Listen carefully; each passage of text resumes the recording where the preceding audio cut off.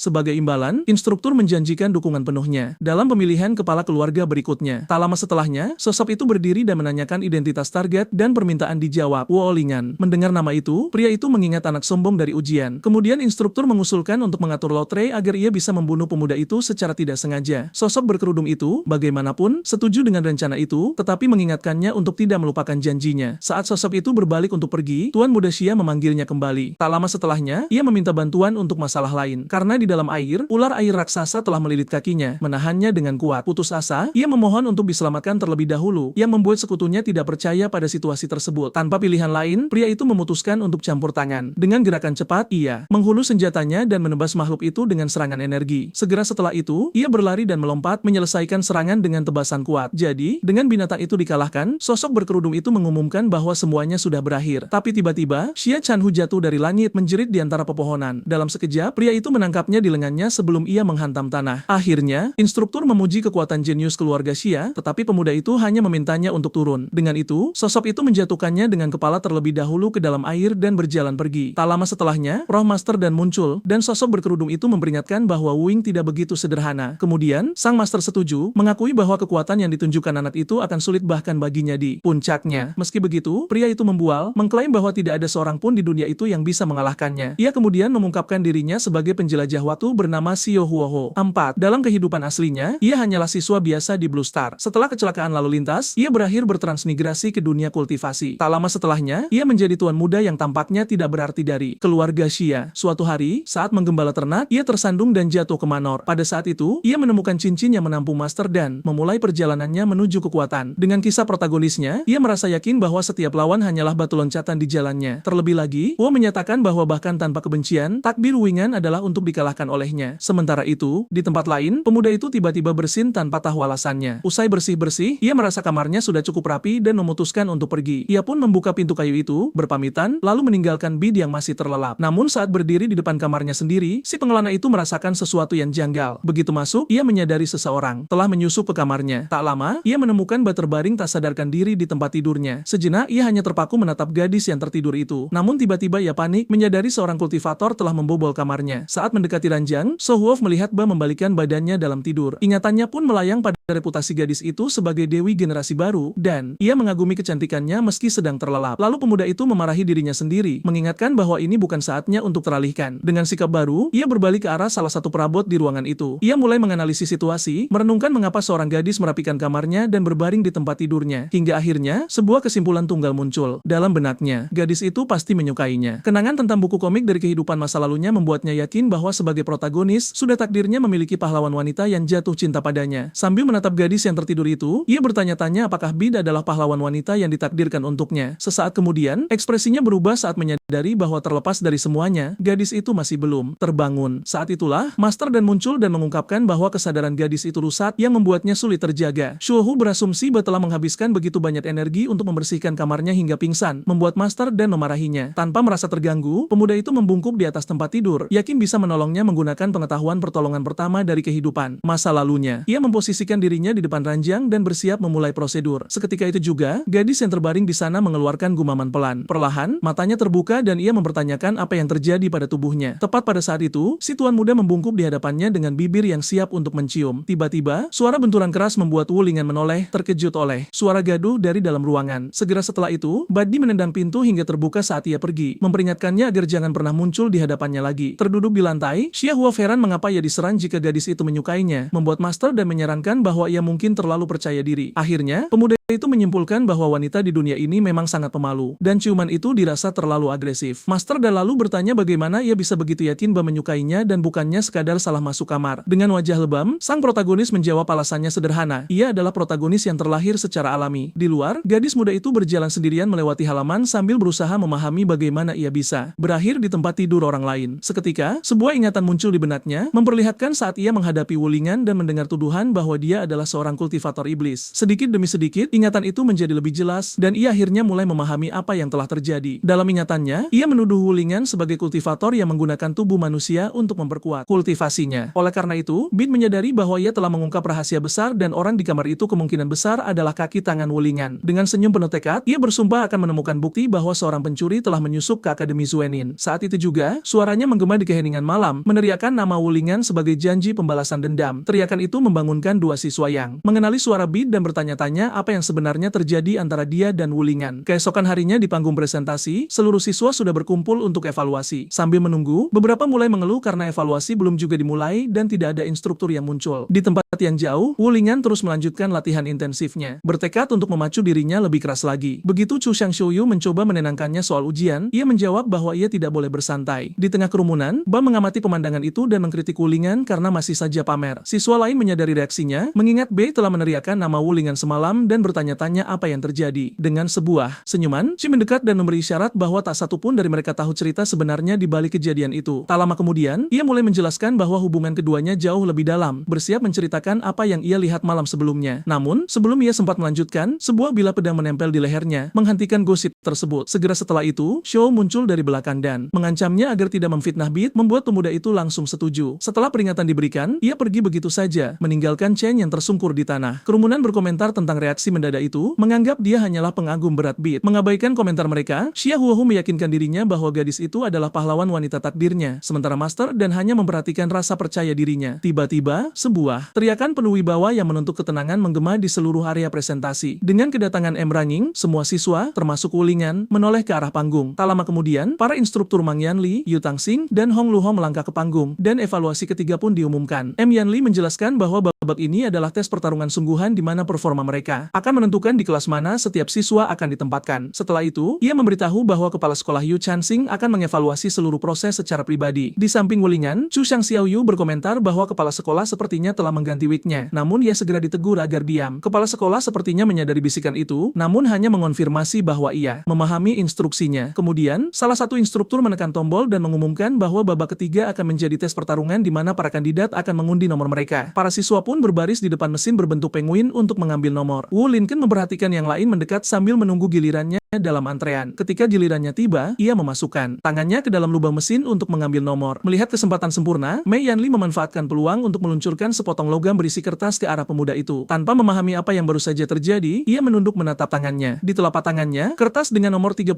robek dan menempel pada potongan logam tajam. Dari kejauhan, Mayani mengamati pemandangan itu dengan senyum puas. Tak lama kemudian, ia berbalik ke arah Xia Huoho dan mengonfirmasi bahwa ia telah berhasil membuat target mengambil nomor yang telah dimanipulasi. Sang instruktur membanggakan keahliannya, namun terhenti oleh batuk berdarah dan pemuda bertudung itu menasihatinya agar berhenti bicara. Kemudian Xia Huoho menunjukkan nomor 36 miliknya dan bertanya apakah rencananya gagal karena dia tidak berada di grup yang sama dengan pemuda itu. Dengan nada sombong, si jubah bertuduh menjawab bahwa instruktur itu belum memahami strategi yang sebenarnya. Magi menjelaskan bahwa Wu Lingan tampaknya memiliki teknik kultivasi tertentu, jadi ia lebih suka menempatkan orang lain untuk menguji kemampuannya terlebih dahulu. Pada saat itu, si pemuda menyadari bayangan besar mendekat dan berbalik menghadap lawannya. Seorang pria raksasa dengan nomor 37 muncul di hadapannya dan menyarankannya untuk menyerah, menyebutnya lemah. Di tengah kerumunan, Tanji dan siswa lainnya terkejut dengan lawan pertama Lingan, berkomentar bahwa pria itu bukanlah lawan yang mudah dihadapi. Stonchi mengungkapkan bahwa lawannya adalah Wang Tishu, seorang pembunuh terkenal yang dikenal tidak pernah meninggalkan saksi. Berdiri di depan Wuling, pria itu mengungkapkan bahwa ia telah mengamati 2 evaluasi sebelumnya. Dengan hinaan, ia melabelinya sebagai sampah yang hanya mengandalkan sedikit kekuatan alami. Wang Tishu kemudian membual bahwa ia berada di puncak pemurnian Qi dan menampar wajah pemuda itu, memicu amarah Tu Sancai. Sambil mencoba menenangkan temannya, Wu Lingan menghadapi lawannya dalam diam. Melihat reaksi itu, Wang Tishu mengejeknya, bertanya apakah ia ingin mulai bertarung. Di sana sekarang juga, di tengah ketegangan, kerumunan mulai gaduh, berharap sang pendatang baru akhirnya bereaksi terhadap provokasi tersebut. Di luar dugaan, ia hanya meminta maaf, menyatakan bahwa rute spiritualnya terlalu buruk, sementara orang-orang di sekitarnya jatuh tersungkur karena tidak percaya. Tu Xian Sayu memarahinya karena bersikap begitu sopan kepada lawan, namun ia hanya menjawab bahwa apa yang dikatakan itu benar. Maka, Wang Tiu melangkah mendekat dan memerintahkannya untuk berlutut jika ingin nyawanya diampuni. Wu Linken menatapnya dalam diam sejenak sebelum mulai berbicara. Pada saat itu, ia menyatakan bahwa meski lemah, ia memiliki alasan yang memaksanya untuk terus berjuang. Sang pembunuh kemudian memperingatkannya agar bersiap menghadapi kekalahan di arena lalu berbalik pergi. Saat ia menjauh, Tu Xiangxiao memuji sikap Wu Lingan, meski pemuda itu menoleh ke arahnya dengan bingung. Di tempat yang jauh, Wang Tishu mendesak Makian Li soal kesepakatan untuk masuk ke kelas unggulan jika ia berhasil membunuh pemuda itu. Sambil tersenyum, sang pembunuh berjalan pergi, berjanji akan membuat si pendatang baru memahami kekuatannya yang sebenarnya. Makian Li hanya berkomentar bahwa ia berharap Wu Lingan tidak tereliminasi di babak pertama. Tak lama kemudian, Mak Rening mengumumkan akhir dari pengundian dan memanggil mahasiswa baru untuk pertandingan pertama ke arena. Peserta pertama yang diumumkan adalah nomor 1, BID, yang disambut sorak-sorai penonton. Selanjutnya, nomor 2, Jiang Ma memasuki arena dan langsung mengusulkan kultivasi ganda, membuat kerumunan kesal hingga melempari berbagai benda ke arahnya. Jiang Ma menghindar dengan percaya diri, memperingatkan bahwa serangan dari belakang tidak akan mempan padanya. Namun sesaat kemudian, sebuah benda menghantam tepat di kepalanya, menghancurkan ketenangannya seketika. Makanan itu terpental, namun malah mengenai instruktur Mai Rensing, membuatnya berlumuran makanan sementara Jiang Ma meminta maaf. Dari kejauhan, So dan Mei Yanli hanya menyaksikan kekacauan yang terjadi di arena. Dengan tatapan serius, si pemuda bertudung menyatakan akan mengingat nama Jiang karena berani mendambakan wanita miliknya. Mei Yanli bertanya-tanya bagaimana ia bisa mendekati gadis itu begitu cepat. Yang dijawab oleh pemuda misterius itu bahwa itu adalah efek dari aura protagonisnya. Untuk mengakhiri kegaduhan, kepala sekolah UX berdehem dan memerintahkan pertandingan segera dimulai. Maka, instruktur melepaskan Zhong Ma, yang masih berlumuran sisa makanan dari kerumunan. Berdiri di sisi berlawanan arena, Bid hanya berkomentar bahwa inilah yang ia inginkan. Oleh karena itu, John Mei menyatakan akan menunjukkan kemampuannya yang sebenarnya untuk akhirnya memenangkan hati gadis itu. Kemudian, ia bersiap untuk mengeksekusi salah satu teknik terkuatnya. Menggunakan klon bayangan, ia menciptakan banyak salinan dirinya yang menyebar ke seluruh arena. Shinji menjelaskan bahwa teknik tersebut menciptakan klon dengan gerakan cepat, namun Wu Lingan tampak tidak terkesan. Sambil mengepung lawannya, para klon itu mengejek, mengatakan bahwa dia tidak akan pernah bisa mengalahkannya tanpa menemukan tubuh aslinya. Bid hanya mengamati dalam diam sejenak, dan tiba-tiba semua klon itu lenyap, menyisakan hanya kaki John di tengah arena. Dengan gerakan cepat, gadis itu mendaratkan sebuah tendangan akurat ke arah lawannya, yang bertanya apakah dia pikir dia bodoh. Pada saat itu, ia menggeliat kesakitan dan menuduhnya menggunakan serangan yang rendah dan hina. Sambil tersenyum, pemuda itu mulai mengungkapkan bahwa tidak semuanya seperti yang terlihat. Tak lama kemudian, John memamerkan pelat logam pelindung, menjelaskan bahwa karena ia sering dilecehkan sebelumnya, ia sudah bersiap untuk jenis serangan seperti itu. Menyatakan bahwa kebaikannya telah ditolak, ia memutuskan tidak akan lagi berbelas kasih dan mulai mengumpulkan energi di tangannya. Begitu bola energi diluncurkan ke arah Ba, ia harus menghindari serangan klonnya yang cepat. Di tengah kerumunan, Wu Lingan bertanya-tanya mengapa ia tidak menembakkan bola Qi itu secara langsung untuk menyerang. Mendengar itu, Shi Danjai menjelaskan bahwa tingkat seorang kultivator menentukan jarak dan kekuatan Qi dan bahwa sekadar memadatkannya saja sudah merupakan pencapaian yang mengesankan. Mendengar penjelasan penjelasan itu, Ling merenungkan betapa kuatnya ayahnya dan Tu Shanxiao yang sebenarnya. Di arena, Bei berhasil menghindari semua pukulan dan bertanya apakah hanya itu yang bisa ia tunjukkan. Di arena, Ba berhasil menghindari semua serangan dan bertanya apakah hanya itu yang mampu ia lakukan. Dengan sebuah lambaian tangan, Jiang Ma menyatakan bahwa lelucon ini harus berakhir. Memperingatkannya agar tidak meremehkannya, ia bersiap untuk mengalihkan serangan ke arahnya. Dengan cepat, ia melompat mundur untuk menjaga jarak. Dengan senyum kemenangan, ia membanggakan kendalinya atas bola ki tersebut. Akhirnya, ia menyatakan bahwa kemampuannya melampaui imajinasinya dan meluncurkan serangan secara langsung. Dengan kelincahannya, ia berhasil menghindar. Sang kultivator menenangkan diri dan mulai mengelak dari bola-bola energi dengan gerakan lincah. Para instruktur berkomentar tentang kemampuan unik Sekte Hyuan dalam memanipulasi energi spiritual yang dilepaskan di luar tubuh. Salah satu siswa menjelaskan kepada Wu Lingan bahwa teknik itu menggunakan benang energi untuk mengendalikan serangan besar, membuatnya terpaku. Kembali ke arena, Ba menghadapi bola energi yang mendekat dengan tatapan penuh tekad. Kemudian ia menghunus pedangnya, merasa kesal karena terpaksa menggunakannya melawan lawan yang begitu hina. Dengan satu gerakan, ia menyatakan itu sebagai aib dan membelah bola energi itu menjadi dua. Dampak dari tebasan itu melonjak ke depan dalam garis lurus dan menghantam lawannya secara telat. Tiba-tiba, milik Jung, telat logam pelindungnya hancur, membuatnya sangat terkejut. Beberapa saat kemudian, ia jatuh berlutut, terkesan bahwa gadis itu telah menghancurkan serangannya dan semakin yakin bahwa dia adalah wanita yang tepat untuknya. Akibat benturan itu, si pemuda pingsan dan tersungkur di lantai arena dalam kekalahan. Wu Lingan mengamati kejadian itu,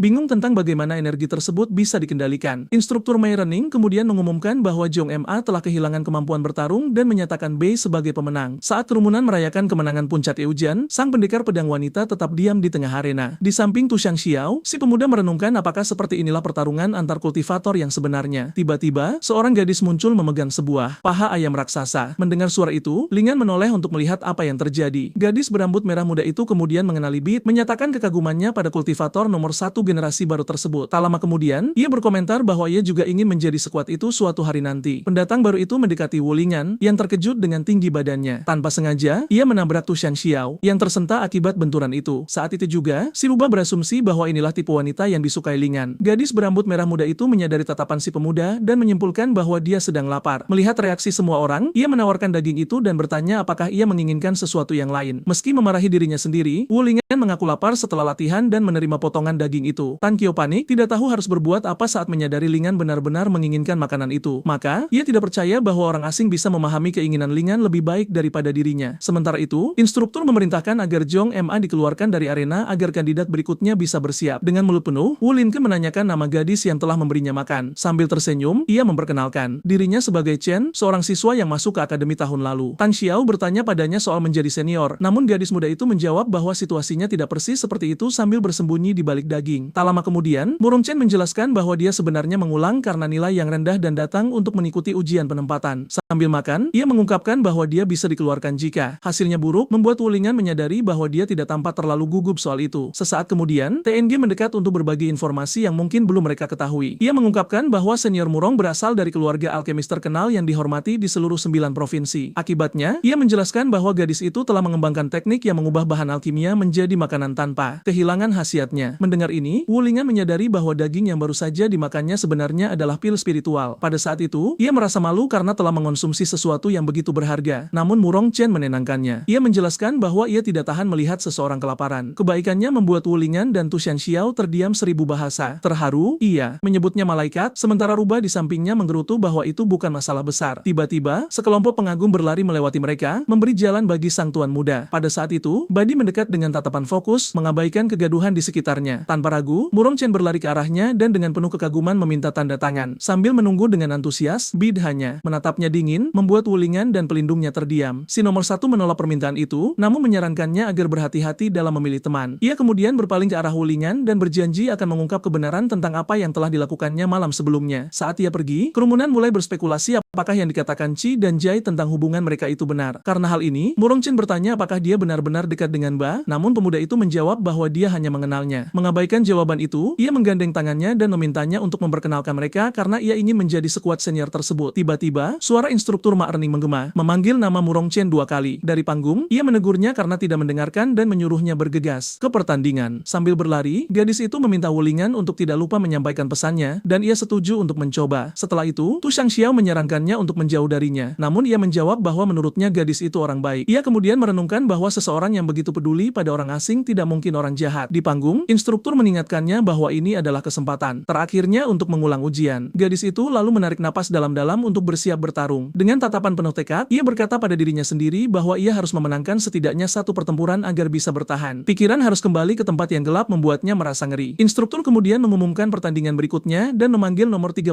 untuk naik ke panggung. Merespons panggilan itu, sesosok bertudung mulai berjalan menuju platform presentasi. Murong Chen memperhatikan lawannya mendekat dan ekspresinya berubah menjadi sangat terkejut. Saat ia menurunkan tudungnya, Xia Huofo memperlihatkan wajahnya sambil tersenyum dan mengumumkan kehadirannya. Dengan kedua pihak di posisi masing-masing, instruktur bersiap untuk memulai pertandingan. Sementara itu, kedua lawan saling menatap dengan ekspresi serius, siap untuk bertempur. Di kursi atas, Yu Tanging dan Huang Luhong mempertanyakan bagaimana putri keluarga Murong bisa berakhir di tes mahasiswa baru. Tak lama, pemuda yang kaku itu menjelaskan bahwa ia gagal di hampir semua evaluasi, bahkan tes alkimia, dan kemungkinan besar harus mengulang tahun ini. Dengan begitu, keduanya menyimpulkan jika sang senior tidak memenangkan satupun pertandingan, mereka mungkin harus memulangkannya ke keluarganya. Lalu ia berkomentar kepada Wulingan bahwa meskipun ia bisa menyiapkan makanan medis yang kuat, gadis itu tidak memiliki keterampilan tempur. Di tengah arena, instruktur sekali lagi memposisikan diri untuk memberi aba-aba. Kemudian dengan lompatan mundur, ia mengumumkan bahwa pertandingan telah dimulai. Dengan tangan terkepal, sang pewaris Murong meyakinkan dirinya bahwa ia tidak boleh kalah apapun yang terjadi. Di sisi lain, lawannya berkomentar bahwa ia tidak menyangka akan melawan gadis semanis itu. Sesaat setelahnya, si pemuda membayangkan ia akan menang dengan mudah berkat pengalamannya yang luas. Dengan penuh percaya diri, ia berfantasi bahwa setelah pertarungan, baik gadis itu maupun Bid akan terkesan oleh kekuatannya dan bergabung dalam haremnya. Pada saat itu, si gadis menyerang sambil berteriak dan melayangkan pukulan lurus. Tinjunya menghantam wajah si pemuda dengan telak, mengejutkannya. Akibat benturan itu, ia terlempar ke belakang sementara lawannya tidak memberi ampun, langsung bergerak untuk serangan berikutnya. Kemudian Wu bertanya-tanya mengapa pria itu hanya berdiri di sana sambil tersenyum, sementara Tu Xiang Xiuyu menduga dia pasti sedang memikirkan sesuatu yang membahagiakan. Di dalam benaknya, Master dan memarahinya karena melamun, namun sang petarung bersikeras bahwa ia akan menang karena dia adalah sang protagonis. Kembali ke pertarungan, Senior Muro menyerang dan melayangkan pukulan lurus lainnya ke wajah rivalnya. Di detik terakhir, ia berhasil menangkap tinjunya, menghentikan serangan tersebut. Dengan serangan yang tertahan, si pemuda memperingatkan bahwa jurus yang sama tidak akan mempan untuk kedua kalinya. Segera setelah itu, ia membantingnya melewati bahunya, melemparkannya ke sisi lain arena. Gadis muda itu mendarat keras di tanah saat lawannya mulai bangkit untuk langkah selanjutnya. Meski begitu, dengan kuda-kuda yang siap, ia bersiap untuk menyerang lagi. Dengan itu, si pemuda menggunakan kecepatannya, mengklaim bahwa pertarungan tangan kosong biasa tidak akan pernah bisa mencapainya. Di antara penonton, Wu Lingan meneriakkan kata-kata penyemangat kepada sang senior yang membuat Tushan terkejut. Terengah-engah, gadis muda itu tampak kehabisan energi untuk melanjutkan pertarungan. Namun, karena menolak untuk kalah, ia mengeluarkan dua paha daging raksasa, berdetak untuk tidak menyerah. Yang membuat rivalnya terkejut, gadis itu mulai melahap makanan tersebut tepat di tengah arena. Kemudian Qian Jai menjelaskan bahwa petarung itu menggunakan makanan spiritual untuk meningkatkan kekuatan tempurnya, membuat Wu Lingan menyadari bahwa itu bukan karena lapar. Tak lama kemudian, ia mengungkapkan bahwa makanan itu sebenarnya adalah pil asli dan memakan begitu banyak sekaligus bisa berakibat fatal. Tiba-tiba, energi yang terkumpul meledak dalam cahaya terang yang membutakan si pemuda sesaat. Segera setelah itu, sang pewaris Muro muncul dengan pakaian yang robek namun dikelilingi oleh aura kekuatan. Di antara penonton, Wu Lingan dan Tu Xianchao bertanya-tanya apakah yang mereka lihat adalah ledakan tubuhnya atau sekadar pakaiannya saja. Sambil mimisan, pemuda itu tertawa mengejek. Ia kemudian menyatakan bahwa bahkan dengan upaya di menit-menit terakhir, sang senior tidak akan bisa mengalahkannya, hanya untuk ditegur agar mengusap hidungnya dulu. Mengabaikan ucapan itu, si gadis menjawab bahwa ia harus mencoba, meski tampak mustahil. Dengan teriakan, ia menerjang lawannya, menghancurkan lantai arena saat ia merangsek maju. Serangan itu melonjak ke arah sang petarung yang bersiap menghadapi benturan. Sementara Master dan memperingatkannya bahwa kekuatannya telah melampaui tahap pemurnian Qi, ia menjawab bahwa ia sudah tahu. Kemudian, sang kombatan menyatakan bahwa pertarungan belum berakhir dan bersiap untuk menyerang lagi. Dengan itu, si pemuda mengumumkan bahwa ia juga akan mulai bertarung dengan serius. Tinjunya kemudian beradu dengan pedang yang ia gunakan untuk bertahan. Kekuatan benturan itu mengejutkannya, membuatnya terpaku sejenak. Kemudian pukulan itu menghancurkan pertahanannya dan menghantamnya secara langsung. Wu Lingan terkesan oleh kekuatan sang senior, namun Tu Xianxiao menyadari bahwa gadis itu hanya memaksa tubuhnya hingga mencapai batas. Tak lama kemudian, si pengamat menjelaskan bahwa dengan tingkat intensitas seperti itu, gadis muda itu tidak akan bertahan lebih dari beberapa menit. Di tengah reruntuhan arena, sang pewaris bernapas berat, sudah kelelahan karena pertempuran. Dengan keringat menetes di wajahnya, ia bertanya-tanya, apakah ia berhasil menang? Di platform pengamatan, instruktur bertanya apakah pemuda itu telah dipukuli hingga mati. Namun kepala sekolah Yu Hangsen menenangkannya. Dengan tatapan serius, sang kepala sekolah menegaskan bahwa pertempuran belum berakhir. Di tengah asap, siluet sebuah pedang muncul, dan sang lawan terkejut karena dirinya dipaksa hingga mencapai batas oleh seorang gadis lokal. Dengan wajah babak belur, ia berdiri dan memutuskan sudah waktunya untuk menunjukkan kekuatan aslinya. Dengan pedang di bahunya, pemuda itu menyatakan bahwa ia perlu menunjukkan kekuatannya yang sebenarnya. Kemudian dengan wajahnya yang terluka, ia memperingatkan bahwa kali ini ia tidak akan menahan diri. Dengan itu, sang petarung merangsek maju dengan cepat, berjanji tidak akan memberi kemudahan pada lawannya. Sang pewaris Murong tersentak oleh kecepatannya yang bergerak. bergerak, berputar-putar di sekelilingnya. Saat sang petarung melompat ke atas arena, Wulingan berteriak agar ia melihat ke atas, membuatnya bereaksi. Tak lama, sebuah serangan dari atas menghantam tanah dengan keras, menghancurkan lantai arena. Tepat pada waktunya, gadis itu berhasil melompat mundur dan menghindari serangan. Dengan teratai energi biru yang mekar di tangannya, sang rival menyatakan bahwa dia tidak akan bisa melarikan diri. Kemudian ia meluncurkan teknik teratai api hati biru langsung ke arah gadis muda itu. Energi itu meledak menjadi api biru yang melahap sang petarung dan menghancurkan sebagian arena. Di tribun, Wulingan dan Tu Shanxiao menyaksikan pemandangan itu dalam diam, tak mampu bereaksi. Di tengah kobaran api, gadis itu menjerit saat pakaiannya terbakar oleh energi tersebut. Seketika, Tuan Shouyu menutup mata Wulingan agar tidak melihatnya. Sementara, penonton bereaksi terhadap serangan itu, para instruktur mengenali api teratai biru dan menyimpulkan bahwa pertandingan sepertinya sudah diputuskan. Berdiri di tengah asap, si pemuda melotot ke arah lawannya dan bertanya ada apa. Sambil tersenyum, sang petarung mengejek apakah ia masih menolak untuk menyerah sementara gadis itu menatapnya balik dengan penuh tekad. Tanpa menjawab, sang pewaris mengeluarkan sebuah botol dan meminum isinya dalam sekali teguk. Seketika, aura berapi meledak di sekelilingnya saat botol itu pecah di tanah. Reaksi tak terduga itu membuat si pemuda sangat terkejut. Kemudian, sang kombatan merangsek maju dengan teriakan, melepaskan gelombang energi yang menerbangkan puing-puing. Gadis muda itu meluncurkan rentetan pukulan cepat ke arah pedangnya, memaksanya berjuang keras untuk menangkisnya. Menyaksikan adegan itu, salah satu instruktur bertanya-tanya apakah gadis itu sudah gila. Beberapa saat kemudian, Wulingan bertanya-tanya apakah auranya meningkat karena sebuah terobosan. Namun Tan Xiao menyangkal kemungkinan itu. Sang rubah menjelaskan bahwa sang senior memacu batas kemampuannya dengan lebih banyak pil. Dengan itu, Tan Sayu menyimpulkan bahwa pada saat itu, si gadis benar-benar sedang membakar kekuatan hidupnya sendiri. Meski terluka, sang petarung melanjutkan serangannya, berteriak berulang kali bahwa ia tidak boleh kalah. Melihat kegigihannya, si pemuda memperingatkan bahwa ia tidak akan lagi menahan diri. Dengan jurus baru, ia menjebaknya di dalam teratai biru raksasa yang meledak dan melemparnya terbang. Begitu ia mendarat, sang petarung bersiap untuk mengakhiri pertempuran. Melihat bahaya tersebut, instruktur Mak Rening berteriak agar pertandingan segera dihentikan. Mengabaikan peringatan itu, si pemuda melepaskan serangan pusaran teratai birunya kepada sang pewaris. Instruktur berteriak lagi untuk menghentikan pertandingan, menyatakan itu sudah berakhir. Dengan raut panik, Mak Rening menyadari bahwa sudah terlambat untuk campur tangan. Terbaring di tanah, gadis itu bertanya-tanya, apakah ini benar-benar akhir baginya? Tak lama, sebuah ingatan muncul memperlihatkan seorang kerabat yang menghancurkan makanannya dan memarahinya karena mempermalukan keluarga dengan resep yang tidak berguna. Dalam ingatannya, gadis muda itu bertanya mengapa keluarga Murong tidak bisa membebaskan diri dari belenggu alkimia karena makanannya memiliki efek yang sama dengan pil. Satu-satunya jawaban yang ia terima adalah tamparan sambil diberitahu bahwa memasak adalah aib bagi nama besar keluarga. Dengan itu, kerabatnya memutuskan untuk mengirimnya ke Akademi Zhuang, berencana mengatur pernikahan untuknya jika ia gagal. Kemudian salah satu anggota keluarga mengusirnya, menyebutnya tidak berguna dan memalukan bagi klan. Ingatan itu berakhir dengan gadis itu tersungkur di tanah, menangis sambil mengepalkan tinjunya. Dengan tatapan penuh tekad, ia bersumpah untuk membuktikan bahwa makanan yang ia buat sama baiknya dengan pil manapun. Kembali ke masa sekarang, saat energi menyelimutinya, sang petarung bertanya-tanya apakah ada yang bisa benar-benar berubah. Di detik terakhir, serangan energi itu tertahan sebelum mengenainya. Tiba-tiba, Wu muncul di depan gadis itu, menahan pukulan terakhir. Dengan ekspresi serius, ia menatap rivalnya dan menyatakan bahwa ia tidak bisa membiarkan gadis itu terluka karena senior Murong adalah orang yang baik. Ketika ditanya apakah dia mencoba menghentikannya, pemuda itu bersumpah bahwa dia akan melakukannya. Niatnya adalah untuk menyakitinya. Sambil tersenyum, sang petarung menyebutnya berani karena berani menantangnya. Tiba-tiba, instruktur Mak Rening melompat di antara keduanya dan memerintahkan semua orang meninggalkan arena, menyatakan pertandingan berakhir. Kemudian, sang pemuji menunjuk ke arah pemuda yang terluka dan menyatakannya sebagai pemenang pertempuran. Dengan putaran senjatanya, si pemuda bersiap untuk meninggalkan arena. Sebelum pergi, ia memperingatkan bahwa yang lain harus memenangkan pertandingan berikutnya. Jika tidak, dia tidak akan memiliki kesempatan untuk menghadapinya secara pribadi. Tanpa memahami ancaman itu, Wulingan menjawab bahwa ia akan melakukan yang terbaik untuk lolos babak pertama. Setelah itu, Tu Shanxiao memarahinya karena bersikap begitu tenang menghadapi ancaman yang nyata. Namun dia tidak mengerti apa yang baru saja terjadi. Pada saat itu, sang pewaris mulai terbatuk-batuk, masih lemas akibat pertarungan. Saat Wu memapahnya dan bertanya apakah dia baik-baik saja, gadis muda itu berterima kasih karena telah menyelamatkannya. Dengan ekspresi sedih, ia meratapi bahwa ia tidak mampu memenangkan satu babak pun bahkan setelah memberikan segalanya. Kemudian gadis itu mulai menangis karena frustrasi. Tiba-tiba, ia muntah dan Wulingan yang panik meminta Tu Shanxiao untuk segera mengambilkan pil penyembuh. Sambil mendekapnya, ia mencoba menenangkannya. Namun sang petarung bersikeras bahwa dia baik-baik saja. Tak lama kemudian, ia menjelaskan bahwa dia hanya makan terlalu banyak, membuat Tu Shanxiao mengeluh tentang pemandangan yang menjijikan itu. Dengan ramah, Wulingan menawarkan bantuan untuk membawa senior Murong turun untuk beristirahat dan ia pun berterima kasih. Sebelum mereka sempat pergi, instruktur Mak Rening menyela dan bertanya kemana pemuda itu akan pergi. Segera setelah itu, ia memberitahu bahwa sekarang adalah gilirannya untuk bertarung di arena. Dengan itu, sang pemuji mengungkapkan bahwa lawannya adalah Wang Tishu, yang melotot ke arahnya dengan senyum meremehkan. Wulingan kemudian meminta Tu Shanxiao untuk mengawal sang pewaris keluar panggung dan gadis muda itu mendoakan keberuntungannya. Sambil membantunya, si rubah menggerutu dalam hati karena harus mengurus wanita bodoh itu. itu. Segera, Ma Rening memerintahkan kedua pihak untuk bersiap tempur. Di arena, Wu Lingyan menghadapi lawannya yang menunggu di sisi lain. Dengan ejekan, Wang Tishu menyatakan bahwa sepertinya dia telah menyia-nyiakan kesempatan terakhirnya untuk bertahan hidup. Sebagai tanggapan, si pemuda hanya menatap balik dalam diam, tidak menunjukkan reaksi apapun. Dengan sebuah lompatan, instruktur melangkah mundur dan secara resmi mengumumkan dimulainya pertandingan. Sambil menghantam tanah dengan senjatanya, sang rival menyatakan bahwa jika memang demikian, ia harus membunuhnya. Di antara penonton, semua orang mengkhawatirkan kekuatan sang petarung. Namun Tan Xiao menenangkan mereka, menyatakan bahwa mereka tidak tahu kekuatan Lingyan yang sebenarnya. Dengan penuh keyakinan, ia menyatakan bahwa tidak ada serangan yang akan mampu menjatuhkannya. Di arena, Wang Tishu hanya mengamati musuhnya, bersiap untuk serangan terakhir. Tanpa memahami kuda-kuda lawannya, Wu Lingyan bertanya-tanya jurus apa itu. Tiba-tiba, Wang Tishu berteriak dan melepaskan aura gelap yang merobek pakaiannya dari atas ke bawah. Kemudian, cahaya terang meledak di depan Wu Lingyan yang mengamati pemandangan itu dalam diam. Lawannya muncul dengan mengenakan pakaian dalam merah muda dan melakukan tarian pilar besi. Efek visualnya membuat si pemuda langsung mimisan. Di tribun, beberapa penonton juga jatuh tersungkur ke belakang sambil mimisan. Merasa jijik, TJ menjelaskan bahwa jurus itu menyebabkan mual yang luar biasa sehingga orang tidak bisa berdiri tegak. Instruktur Huang Luhong berkomentar bahwa menggunakan serangan agresif secara visual seperti itu adalah aib bagi akademi. Dengan itu, kepala sekolah Yuan mengoreksinya, menegaskan bahwa efek visual tersebut hanyalah sebuah pengalihan. Ia kemudian bertanya apakah instruktur itu tidak menyadari bahwa ada sesuatu yang salah dengan semua orang di tribun. Berlutut dan memegangi perutnya, Wu Lingyan merasa mual dan nyaris tidak bisa berdiri tegak. Mengambil kesempatan itu, Wang Tishu melompat dengan senjatanya dan berteriak agar dia mati. Pilar itu menghantam tanah dengan kekuatan besar, menerbangkan debu dan puing-puing. Meski melemah, Wu Lingyan berhasil melompat menjauh dan menghindari serangan tersebut. Dengan geraman, Wang Tishu bersiap menyerang lagi, tidak memberi kesempatan untuk melarikan diri. Dengan gerakan berputar, sang rival mengeksekusi tarian pusaran pilar besinya di sekeliling Wu Lingyan. Di antara penonton, para penonton tidak lagi sanggup melihat pemandangan itu, menutup mata dan muntah karena mual. Di samping Tu Shangxiao, sang pewaris tiba-tiba seolah mengerti apa yang sedang terjadi. Ia kemudian menjelaskan bahwa perilaku menjijikan itu hanyalah pengalihan untuk trik sebenarnya, yaitu asap beracun yang dilepaskan oleh pilar besi tersebut. Dengan senyum kemenangan, Wang Tishu membual bahwa seluruh arena sudah dipenuhi dengan asap beracunnya. Maka, merasakan efek racun itu, si pemuda menutupi mulutnya, berjuang untuk bertahan. Sementara itu, Tu Shangxiao menuduhnya pengecut karena dia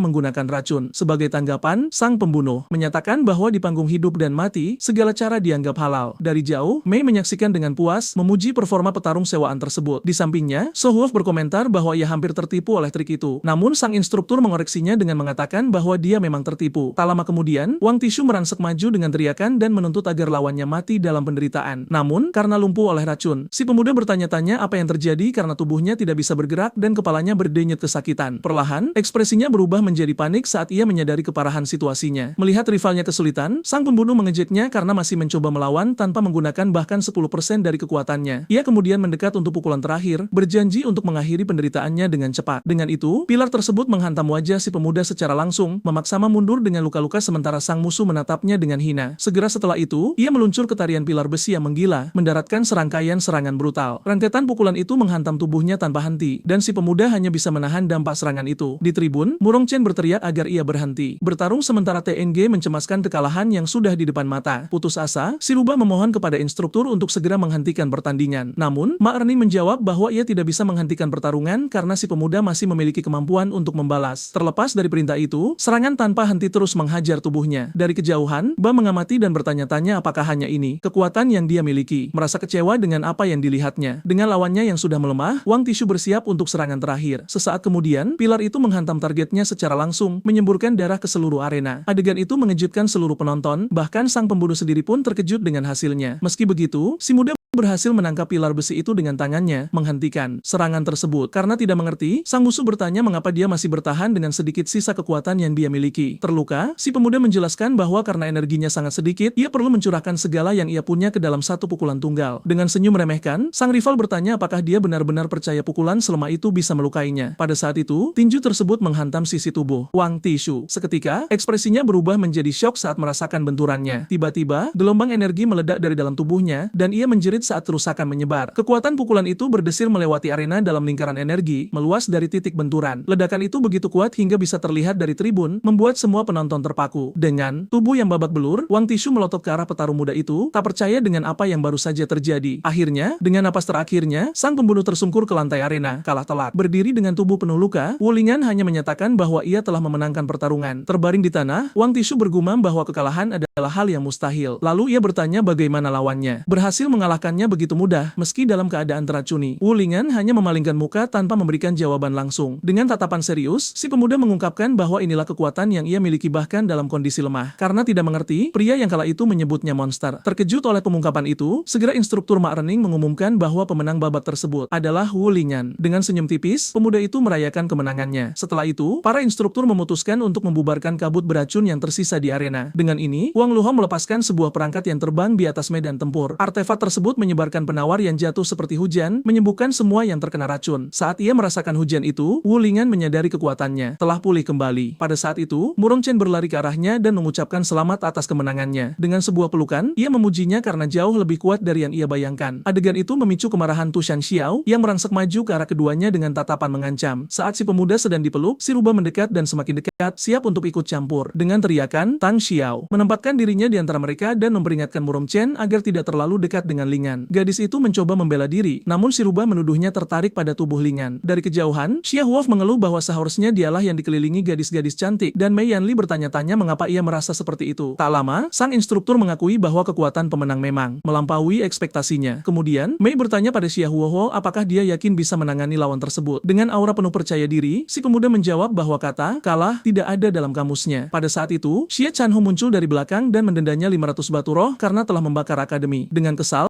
si pemuda mempertanyakan hukuman itu, namun Mei Yanli menahannya agar tidak bertindak gegabah. Dalam bisikan, ia memperingatkan bahwa pria ini adalah petugas disiplin akademi sekaligus paman kepala sekolah. Xie Chanhu hanya memperhatikan kejadian itu dengan ekspresi serius dan mengintimidasi. Dengan itu, Mak Rening menunjukkan bahwa kepala sekolah sedang memperhatikan kegaduhan itu dari jauh. Dengan enggan, Xia Huohu setuju membayar denda dan menyerahkan sekantong batu roh. Segera setelah itu, ia menerima hukuman lain, kali ini sebesar 1000 batu karena menyerang staf akademi dengan jahat. Sementara Mak Rening mencoba menenangkannya, si pemuda berteriak marah, namun akhirnya setuju untuk membayar. Begitu keduanya pergi, ia berlutut di tanah dan bersumpah akan membuat kepala sekolah dan pria tua itu membayar 2 kali lipat atas apa yang telah mereka lakukan. Terjatuh ke tanah dengan amarah yang mendidih, Xia Huofo melirik Wu Lingan untuk terakhir kalinya, seolah-olah menyalahkannya juga atas rasa frustrasinya. Tiba-tiba, Wu Lingan merinding, merasakan hawa dingin menjalari punggungnya. Ia bergumam pelan bahwa udaranya menjadi aneh, membuat Tu Shan Xiao penasaran. Tak lama kemudian, Tianji memberi selamat padanya karena telah mengalahkan seorang pembunuh bintang 5. Namun Wu Lingan menjawab dengan serius bahwa pertarungan itu tidak sesederhana kelihatannya. Dengan senyum licik, sang informan mengungkapkan bahwa pertarungan itu memberinya informasi berharga tentang Wang Tishu yang bisa ia jual dengan harga tinggi di pasar gelap. Pada saat itu, instruktur Mak Rening memanggil TNG, mengingatkannya bahwa partisipasinya dalam babak pertama masih tertunda. Terkejut, si pemuda menyadari sekarang adalah gilirannya bertarung. Dengan langkah mantap dan hati-hati, ia naik ke atas arena untuk menghadapi lawannya. Di sisi lain, Wu Jaksui menunggu dalam diam, seorang pemuda berambut merah dengan tatapan tenang. Di kursi atas, kepala sekolah Yu Hangsen mengonfirmasi kepada Huang Luhong bahwa pemuda itu memang cucunya yang tidak berguna. Ia kemudian menjelaskan bahwa karena pemuda itu menolak mempelajari teknik keluarga, ia tidak punya pilihan selain mengirimnya ke akademi. Di tribun, pengungkapan itu memicu bisik-bisik di antara para siswa yang mengomentari identitas peserta tersebut. Sementara kelompok Wu Lingan menunjukkan kekhawatiran, Shi tetap tenang dan menyatakan bahwa pemimpinnya meremehkannya. Dengan buku di tangannya, ia menyatakan bahwa bahkan tanpa keterampilan tempur yang hebat, kecerdasan bisa menutupi perbedaan kekuatan. Menghadapi Ujasui, ia mengungkapkan bahwa ia sudah memiliki banyak informasi tentangnya karena dia adalah cucu kepala sekolah. Dengan percaya diri, ia menyatakan bahwa dengan menggunakan teknik rahasia sekte Tanji, ia tidak akan pernah jatuh tanpa perlawanan. Begitu instruktur mengumumkan dimulainya pertandingan, keduanya saling menatap tajam. Segera, Shinji mengaktifkan teknik duanya dan sebuah mata surgawi terbuka di dahinya. Tu Xiang Xiao yang terkejut menjelaskan bahwa itu adalah kemampuan rahasia sekte Tanji yang dikuasai oleh hanya segelintir orang yang mampu melihat masa depan. Memperhatikan kuda-kuda Tanji, ia berkomentar bahwa pemuda itu memang menyimpan kartu as untuk saat ini. Sementara itu, Ujasui mempersiapkan diri, penasaran ingin melihat kekuatan teknik tersebut. Dengan fokus, ia memulai deduksi Taiji. Teknik itu mengungkapkan bahwa ada peluang 85% Ujasui akan membuka pertarungan dengan serangan berbasis tanah. Segera setelah itu, Ujasui menggunakan lonjakan batu bumi, memaksa Tanji melompat cepat ke samping untuk menghindar. Dari jauh, Ujasui memperhatikan saat si pemuda menyeimbangkan dirinya di atas salah satu batu. Dengan senyum percaya diri, Tianjai menyatakan bahwa ia telah menghitung serangan itu dan dengan demikian tidak akan terkena. Terkesan dengan presisinya, Wu Lingan mengomentari gerakan pemuda itu, dan Tu Xiang Xiao mengonfirmasi bahwa itu adalah efek dari teknik tersebut. Ia menjelaskan bahwa mata surgawi memungkinkan Tanji mengakses pikiran ilahi dari leluhur Tanji seolah-olah dia dirasuki. Pada saat itu juga, sebuah aura kuat muncul di belakangnya, menampakkan bayangan megah dari roh leluhur. Saat prajurit muda itu bersiap untuk serangannya, sebuah aura merah mulai menyelimuti tangannya. Dengan itu, teknik TNG mengungkapkan bahwa peluang serangan berbasis tanah yang dikombinasikan dengan seni bela diri adalah 90%. 90%. Segera setelah itu, si gadis merangsek maju dengan kecepatan tinggi, menggunakan teknik jejak bercahaya untuk mendekati lawannya. Tanpa panik, si pemuda hanya mengangkat tangannya ke posisi tepat yang ditunjukkan oleh firasatnya. Saat tinju musuh mendekat, ia berhasil menangkis serangan itu dengan presisi. Namun meski berhasil menangkis, kekuatan benturan itu tetap menghantam wajahnya dengan telak. Akibat pukulan itu, sang visioner muda terlempar ke belakang dan jatuh tak sadarkan diri ke lantai arena. Saat lawannya memperhatikan, si pemuda tetap tergeletak di tanah, kalah telak. Dari tribun, Wu Lingyan dan Tu Xiangxiao meneriakkan nama siswa itu, terkejut dengan hasilnya. Meski terluka, si pemuda sudah kembali berdiri, mencoret-coret buku catatannya tentang perlunya menghitung perbedaan kekuatan di lain waktu. Tepat setelah menyelesaikan catatannya, ia pingsan lagi, membuat Wu Lingyan semakin khawatir. Pada saat itu, instruktur Mei Rening mengucapkan selamat kepada tuan muda itu atas kemenangannya, sementara Wu Lingyan bertanya-tanya apakah rekannya akan baik-baik saja. Di kursi atas, kepala sekolah mengomentari kemajuan petarung itu, namun meratapi bahwa dia masih menolak untuk menggunakan teknik keluarga Wu. Setelah pertarungan, sang pemenang menatap ke arah para instruktur di langit lalu berbalik untuk meninggalkan arena. Dengan itu, instruktur Ma Rening mengizinkannya turun dari panggung. Tak lama kemudian, Wu Lingyan menggendong rekannya di punggungnya, memujinya atas kekuatannya dan teknik mata ketiganya. Dengan wajah bengkak, si pemuda menjawab bahwa dia tidak perlu mempelajari hal-hal seperti itu. Namun Wu Lingyan menyesal memiliki sedikit bakat untuk itu. Pada saat itu, instruktur Mei Renqi mengumumkan bahwa babak kedua akan diatur secara acak dan para siswa yang dipanggil harus segera masuk ke arena. Di kursi atas, kepala sekolah dan instruktur Huang Luhong mempertanyakan keputusan untuk memilih lawan secara acak. Di tempat lain, Xia Huo khawatir ia mungkin tidak akan berhadapan dengan Wu Lingyan. Namun Mei Yanli menenangkannya dengan senyuman. Akhirnya, sang instruktur mengungkapkan bahwa Wu Lingyan telah menyinggung lebih banyak orang daripada sekadar mereka berdua saja. Segera setelah itu, Ma Rening meremas lembar kertas di tangannya dan mengumumkan bahwa pertandingan pertama telah diputuskan. Berdiri di depan mesin undian, ia membuka sobekan kertas untuk mengungkap nama-nama pesaingnya. Dengan demikian, pertarungan akan terjadi antara Wu Lingyan dan Xia Huofo yang tersenyum penuh percaya diri. Namun, Tu Xiangxiao dan Murong Chen mempertanyakan bagaimana ini mungkin terjadi jika pemilihannya dilakukan secara acak. Namun Wu Lingyan mengatakan ia tidak mendengar apapun soal itu. Seketika, sang instruktur membela diri, bertanya bagaimana mungkin mereka memanipulasi hasil demi menargetkan murid baru. Tak lama kemudian, Xia Huof melangkah maju, menyatakan ia percaya instruktur Mei tidak akan menunjukkan pilih kasih. Melihat keraguan rivalnya, Tu Xiangxiao menuduhnya sombong dan takut untuk bertarung. Dengan tatapan serius, Wu menginterupsinya, menyatakan bahwa pembicaraan sudah cukup. Ia kemudian menyatakan bahwa untuk masuk ke kelas yang lebih baik, ia tidak boleh mundur sedikit pun. Sementara Murong Chen dan Tu Xiangxiao mengagumi sikap tegas rekan mereka, si visioner mengambil kesempatan untuk mencatat ketertarikan kedua gadis itu dalam catatannya. Dengan kedua lawan di posisi masing-masing, arena menjadi hening, menanti dimulainya pertempuran. Sambil tersenyum, Xia Huo berkomentar bahwa ia tidak menyangka rivalnya benar-benar punya keberanian untuk maju dan bertarung. Ia kemudian merangsek maju, bertekad untuk menuntaskan dendam lama dan baru sekaligus menghantam lantai arena dengan senjatanya. Sesaat tak lama kemudian, Tu Xiangsayu memprotes serangan mendadak itu, namun instruktur Mei Ren berpura-pura bahwa ia sudah mengumumkan dimulainya pertandingan. Dengan kesal, sang gadis rubah menyimpulkan bahwa semua orang di akademi sepertinya mengincar kakaknya. Di tengah arena, kedua petarung itu saling melancarkan serangan berkecepatan tinggi. Dengan satu gerakan gesit, sang penyerang menciptakan bayangan semu untuk mengecoh lawannya. Begitu seorang penonton berteriak memberi peringatan, Wu Lingyan sudah berbalik menghadapi serangan dari arah belakang. Ia membalas dengan sebuah pukulan cepat, membuat Xu Huo mengakui bahwa kecepatan pemuda itu sungguh mengesankan. Tepat setelahnya, ledakan energi biru yang masif menyapu seluruh arena. Tanpa mundur sedikit pun, sang penantang menggunakan lengannya sendiri untuk menahan kobaran api biru yang menerjang. Dengan ini, lawannya menyatakan bahwa ia telah membaca gaya bertarung Wu Lingyan dan tidak akan membiarkannya mendekat. Merasakan panasnya energi tersebut, Wu Lingyan meniup tangannya sendiri untuk mendinginkannya. Tiba-tiba, ekspresi pemuda itu berubah saat menyadari sesuatu yang penting. Dengan teriakan, Xu Huo mengeluarkan teknik 3000 naga api, memanggil dua makhluk raksasa dari kobaran api biru. Dengan serangan itu, suhu api yang tinggi memaksa lawannya untuk mundur karena ia sadar tak mungkin menahan serangan itu dengan tubuhnya saja. Dari jauh, Mayani memperhatikan dengan puas, menyemangati serangan tersebut untuk menyudutkan rivalnya. Sementara itu, bagi menyaksikan pertarungan, menanti Wu Lingyan untuk akhirnya menunjukkan teknik iblisnya. Terdesak di tepi arena, ia melihat musuhnya sedang menyiapkan serangan baru untuk menghabisinya sekali dan selamanya. Sesaat kemudian, teknik naga kembar memasuki laut melesat ke arah Wu Lingyan yang bersiap menghadapi dampak yang tak terelakkan. Sambil berteriak, Wu Lingyan menyatakan bahwa ia tidak punya pilihan selain menggunakan kekuatan penuhnya. Di sisi lain, Moran Chen dan Qianji menonton dengan penuh semangat, penasaran jurus apa yang akan ia keluarkan. Dengan tangan diposisikan, pemuda itu bersiap mengeksekusi salah satu teknik abadinya. Kemudian, ia berteriak, latihan dada, melepaskan gelombang energi yang memukul mundur api biru tersebut. Terkejut, Xu Huo memprotes bahwa itu sama sekali bukan teknik abadi, sementara sang penantang menyombongkan diri bahwa ia mengembangkannya dari pengalaman olahraganya. Mendengar itu, lawannya mengakui ia punya sedikit kemampuan, tetapi memperingatkan bahwa triknya belum berakhir sampai di situ. Segera setelah itu, energi naga tersebut buyar, meledak menjadi percikan api kecil di sekitar sang petarung muda. Dalam sekejap, api itu berubah menjadi puluhan bunga teratai kecil dari api. Dengan arena yang dipenuhi api, Shu Huho menantangnya untuk mencoba menangkap bunga-bunga itu dengan tangan kosong. Menghadapi ancaman baru,